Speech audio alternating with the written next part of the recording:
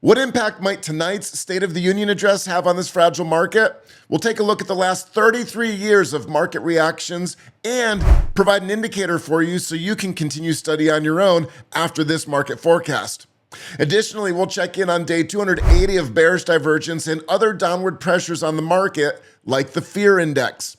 We'll look at all of that and update you on our energy trade idea in this market forecast. Let's start with the State of the Union. I've created an indicator that plots every trading day following a State of the Union address. If you would like to put this indicator on your TradingView screen and do your own research, I'll put a link in the description below. It'll take you to a page that looks like this. You'll simply come down and click this button, Use on Chart. And hey, while you're in here, if you wouldn't mind hitting the little rocket ship, that lets TradingView know that we're doing a good job in providing useful resources for you. So that link will be in the description. There's no charge. It's totally free. Just click the link and then add it to your own chart. Now, what was interesting to me, if we zoom in here, we can see that following States of the Union addresses, it's not too long after, historically speaking, that we tend to get a bit of a bearish pullback. This one was immediate. We tried to go up in 2022, but then it really headed on down.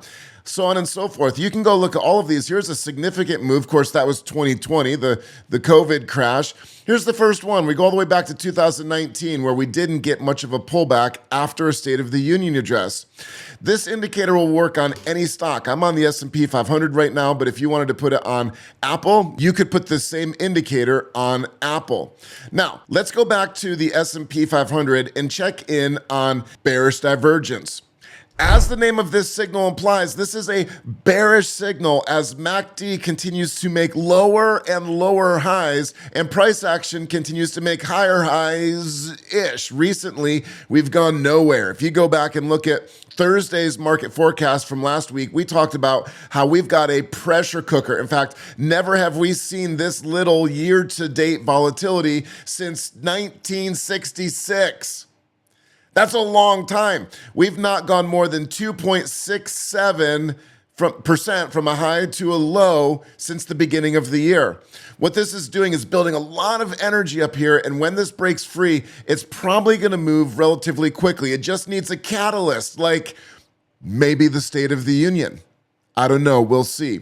But let's check in with our fear index. This is ticker symbol VIX, and I think it's unfairly characterized as a fear index. If you're a options trader, what this is actually plotting for you is the implied volatility of options. Now, if you don't understand options, let's just think of it as the fear index. And as the fear index goes up, typically the S&P 500 goes down. We can plot the S&P on top of this and take a look, and you'll notice that let's make them both lines, as the fear index, the black line goes up, the blue line, the S&P 500 tends to go down. As the black line goes up, the blue line tends to go down. Well, what's the black line doing right now? The black line has been going up relatively steadily, and we're just waiting on the blue line, the S&P 500, to turn on down. Another concern or downward pressure that I'm seeing on the market comes from ticker symbol IGV. Going back to our candlestick chart, you can see that the bottom fell out of this yesterday, Monday in the market. And yes, we're coming up to a potential support, but if that does not hold, there's not much below to hold software.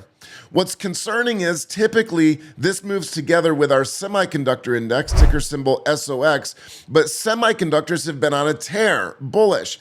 We can compare the two of these in TradingView. If you do SOX as a ticker symbol /IGV, this is showing us the relative strength between semis and software. Look at how explosive this move has been.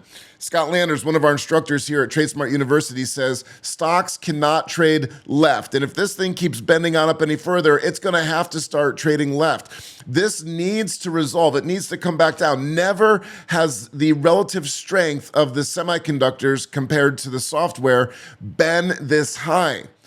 My expectation is that the semiconductors are going to come down, which will relax this chart right here. That's downward or bearish pressure on the market, which is how I tend to look at this. I don't get overly bullish or bearish. I'm just looking at the different pressures that are on the market so that we can select trades that complement the same pressures that we're seeing on the market, which leads us to energy.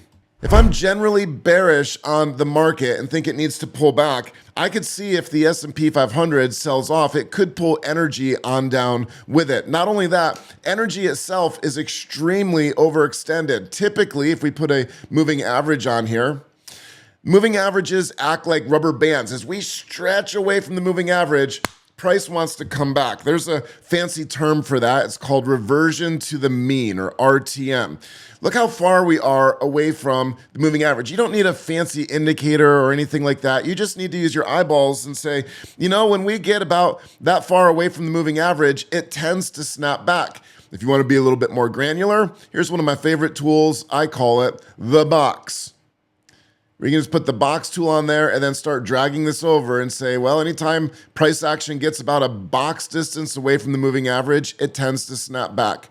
If you want to get super nerdy, there is an indicator published in TradingView called distance from moving average. This is not a core TradingView indicator. It was made by Botnet 101. I don't know who Botnet 101 is, but if you're watching this video, comment on it so I can give you some credit, because this is a cool little indicator that shows you exactly how far away price is from the moving average. And you can put that on here, and it's by percent. You can scroll back and see, well, when we get that far away from a moving average by percent, it tends to snap back. Energy is ripe for a retracement to the mean, RTM. We actually looked at this last week in the market forecast. I gave you this trade idea on Thursday. We looked at it again on Monday in Power Trader. We set up the trade on this, and we are profitable as we speak. If you want to come join us in Power Trader, I'll also put that link in the chat pane. Wrapping up this trade idea, here's my target and stop on it. The stop's up at $58.06. My target's down at $51.57.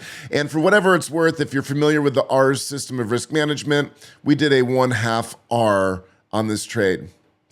Come over, get you your State of the Union indicator. Again, scroll down, click the button that says use on this chart. Also, if you're a TradingView user and you want to learn how to use it even better or use the software like I do, put a comment below. Let me know what areas you'd like me to make videos on. We're about to go into a series on TradingView, and I'd like to create content that's going to be most useful to you. Blessings and favor on your trades. I'll see you on Thursday for your next market forecast. Until then, let's watch the State of the Union and see if the market doesn't have a reaction to it. Take care.